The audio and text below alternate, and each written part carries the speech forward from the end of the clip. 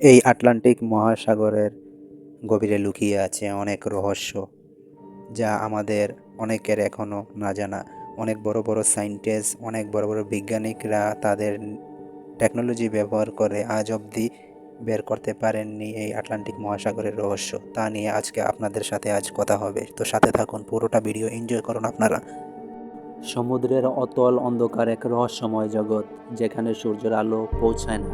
এই গভীর জলে বাস করে ভয়ঙ্কর রহস্যময় সব প্রাণী, কিন্তু সম্প্রতি সব অদৃশ্যময় জগতের বাসিন্দারা বারবার উঠে আসছে সমুদ্র ও পেস্টের কাছে।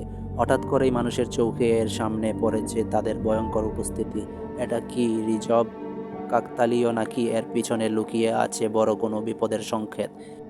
মাসখানেক আগে স্পেনের টেনেরিফ দ্বীপের উপকূলে ভেসে ওঠে এক ভয়ঙ্কর দূষণ মাছ, ব্ল্যাক অ্যানলাফিশ। কুচকুচে কালো দেহ, ধারালো দাঁত, মাথার উপরে অ্যান্টেনার মতো সুর। এ যেন সমুদ্রের কোনো শয়তান। সাধারণত 1,000 থেকে 4,000 ফুট গভীরে বসবাস করে এই ব্ল্যাক সি ডেভিল, কিন্তু এইবার এই দানব ভেসে উঠেছে মানুষের সামনে। একমাত্র অ্যানলাফিশ নয়, বিগত কয়েক বছরে গভীর সমুদ্রের অন্ধকার থেকে ভেসে উঠতে দেখা গেছে আরও কিছু ভয়ঙ্কর প্রাণীকে। এর মধ্যে অন্যতম রোমস ডে ফিশ নামে পরিচিত ডায়ান্ট আর ফিশ।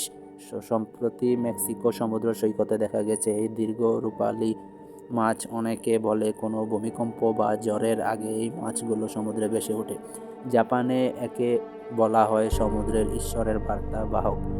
2011 সালে বিধ্বংসী ভূমিকম্পের আগে 20টি অরফিশ উপকূলে ভেসে এসেছিল। তাহলে কি আবার কিছু ঘটতে চলেছে? তালিকায় রয়েছে আরও কিছু রহস্যময় প্রাণী। গবলিং শার্ক, এক বিরল হাঙ্গর যার প্রসারিত চোয়াল দেখে গা শিউরে ওঠে।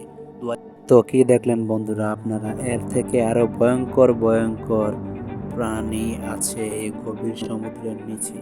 আজ পর্যন্ত অনেক বড় বড় বিজ্ঞানিক এবং সায়েন্টিস্টরা তাদের আধুনিক টেকনোলজি ব্যবহার করে এই গভীর সমুদ্রের রহস্য খুঁজে বের করতে পারেননি।